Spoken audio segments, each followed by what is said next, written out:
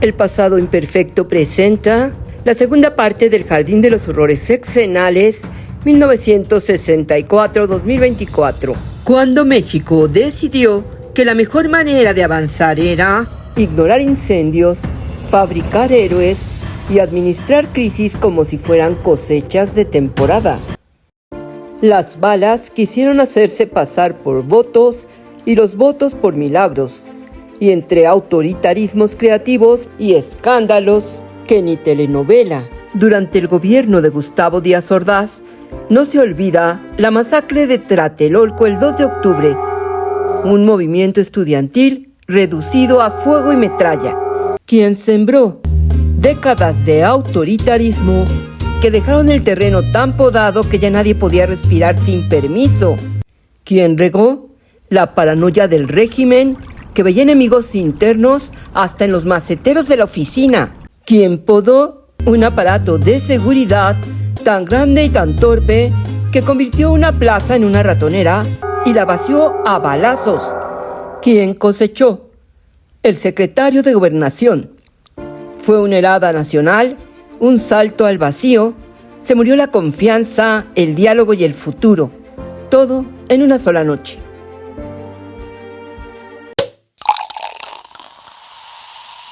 El presidente Luis Echeverría Álvarez nos hereda el halconazo, la tarde en que el Estado decidió dialogar con los estudiantes usando macanas, varas de kendo y armas cortas, como cortesía de los grupos que nunca existieron oficialmente.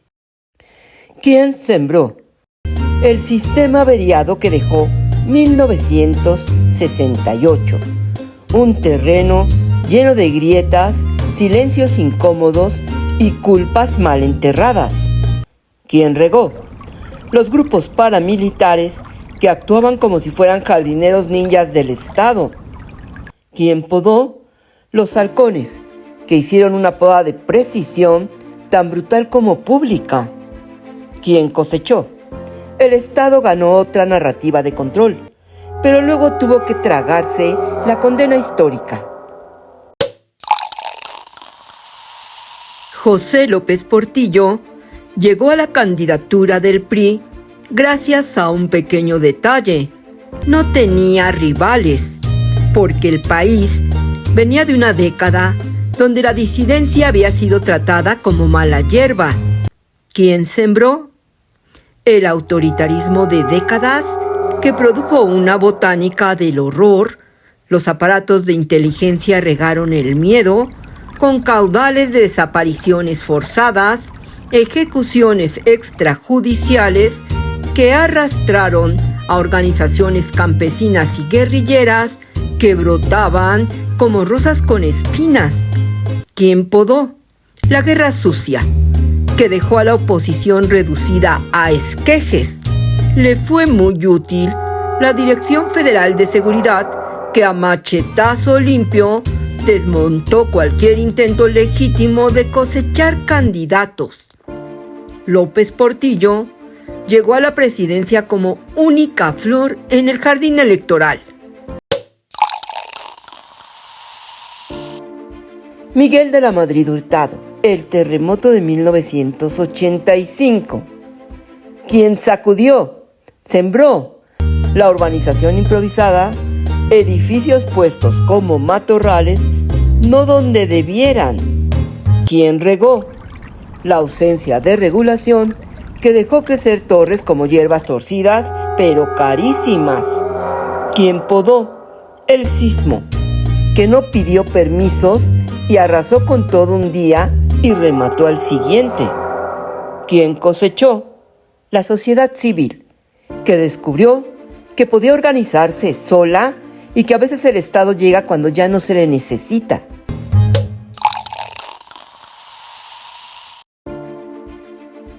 Carlos Salinas de Gortari inició su mandato bajo la consigna mucha política, más política, política moderna. Pero después decidió no ver, no oír y no escuchar a la oposición ni a los dinosaurios de su partido que se encontraban escondidos entre la maleza, la tradición reapareció con el magnicidio de Luis Donaldo Colosio, quien sembró un PRI fracturado donde cada corriente juraba ser la auténtica heredera de la revolución, y todas estaban dispuestas a pelear por el testamento, quien regó las tensiones entre modernizadores y dinosaurios, justo cuando Colosio, en su discurso del 6 de marzo, se atrevió a pronunciar palabras tabú: reforma del sistema judicial, justicia independiente y un Estado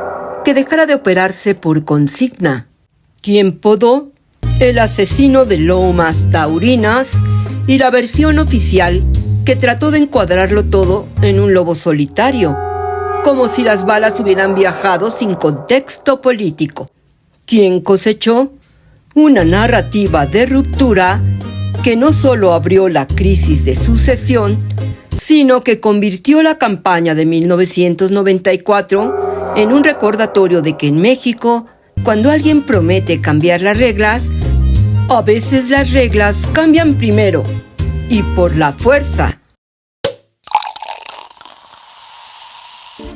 El sexenio de Ernesto Zedillo, quien fue un adolescente libertario en 1968, surge de otro magnicidio, el asesinato de Ruiz Massieu, quien sembró las luchas internas del PRI, que ya no eran discusiones de partido, sino combates por la herencia de un poder que parecía en retirada, quien regó la guerra de facciones, donde cada grupo abonó con intrigas, traiciones y expedientes guardados como semillas que reptan por el terreno político, quien podó los matones del sistema que cortaron una vida para mandar un mensaje: arriba y adelante con la Revolución Mexicana, quien cosechó un PRI obligado a mudarse de piel, ya no tan viejo, pero tampoco nuevo, y una oposición moderada que entró al gabinete de Zedillo, heredero involuntario de Colosio, para iniciar una reforma política que no nació de la generosidad, sino del colapso.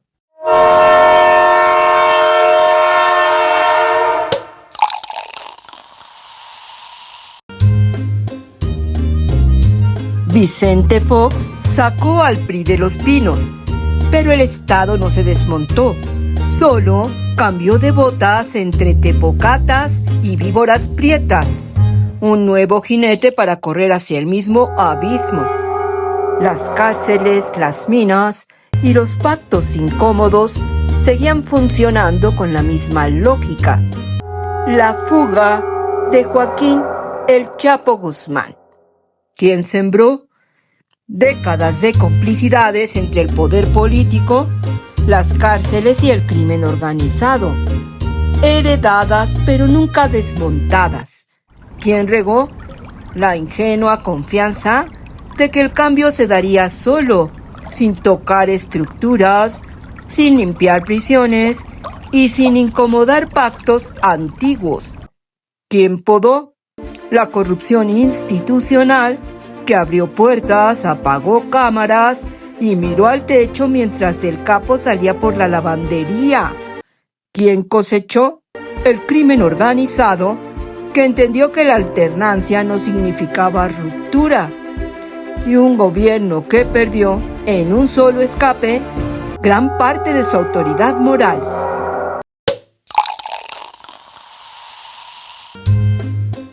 El presidente Felipe Calderón Hinojosa trató de fincar su popularidad en una idea que le pareció genial: el operativo militar de Michoacán en 2006, que sacó al ejército de los cuarteles y los llevó a las principales plazas del país. En Michoacán, el gobernador perredista fue el primero en abrir el surco. Pidió la presencia del ejército porque el crimen organizado ya había desbordado al Estado. Esa fue la siembra inicial. Luego llegó Calderón, que tomó esa chispa local como el pretexto perfecto para lanzar su propia guerra nacional contra el narco. Una estrategia mal diseñada, peor ejecutada, y que terminó convirtiéndose en un incendio que nadie podía controlar. El reparto queda claro. El gobernador sembró, Calderón regó a balazos y el país cosechó el desastre.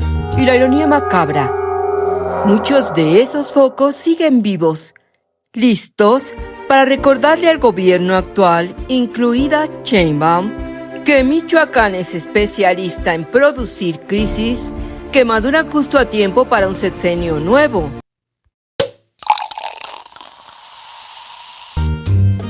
Enrique Peña Nieto inició el sexenio con una alianza partidaria y un espíritu reformista, pero este proyecto se secó pronto bajo la sombra de la desaparición de los estudiantes de Ayotzinapa, quien sembró un municipio dominado por un alcalde perredista con redes criminales, una policía local actuando por su cuenta y la vieja escuela represiva todavía respirando en los mandos estatales.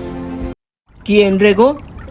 El gobierno federal, con su torpeza comunicativa y su famosa verdad histórica. ¿Quién podó? Los perpetradores locales. ¿Quién cosechó? La oposición, que convirtió a Ayotzinapa en el símbolo del colapso moral del régimen. Antes de que empezara el sexenio de Andrés Manuel López Obrador, el país ya venía abonando un huerto macabro, donde los candidatos se marchitaban misteriosamente o simplemente desaparecían del catálogo electoral. La campaña de 2018 sembró la violencia política. 48 candidatos y más de un centenar de actores locales caídos en el camino. El 81% de los candidatos que perecieron no pertenecían a la coalición que terminó ganando la presidencia. ¿Quién sembró? El proceso electoral más violento de la historia anterior. ¿Quién regó? Los grupos que disputaban territorios, presupuestos y voluntades municipales. ¿Quién podó? La estadística, que se llevó sobre todo a partidos distintos de los ganadores, y el crimen reorganizado para beneficio de la clase política en ascenso. ¿Quién cosechó? Un gobierno morenista que inició en un terreno abonado con un estiércol sexenal riquísimo, una mezcla fina de impunidad, discursos incendiarios y promesas de seguridad que nunca llegaron al vivero. Claudia Sheinbaum aún no termina su sexenio y el crimen organizado cierra un ciclo con el asesinato del alcalde de Uruapan, quien sembró la continuidad del dominio criminal en Michoacán y una alianza renovada con la fuerza pública y uno que otro político floreciente. ¿Quién regó? La inseguridad municipal crónica y un hombre decidido a hacer justicia a punta de sombrerazos en un jardín plagado de hiedra venenosa. ¿Quién podó? Los perpetradores locales de siempre y el poder que no quiso ver ni oír al presidente municipal de Uruapan. ¿Quién cosechó? La discusión sobre gobernabilidad al inicio del sexenio. Se cayeron las máscaras y apareció la vieja sombra de la transformación revolucionaria con la tinta carmesí del aparato del poder. México es un país donde la política se cultiva con sangre, se riega con corrupción y se poda con balazos. Pero aún así, cada sexenio siembra algo nuevo. Una tragedia fresca, una crisis reluciente, un escándalo sin estrenar.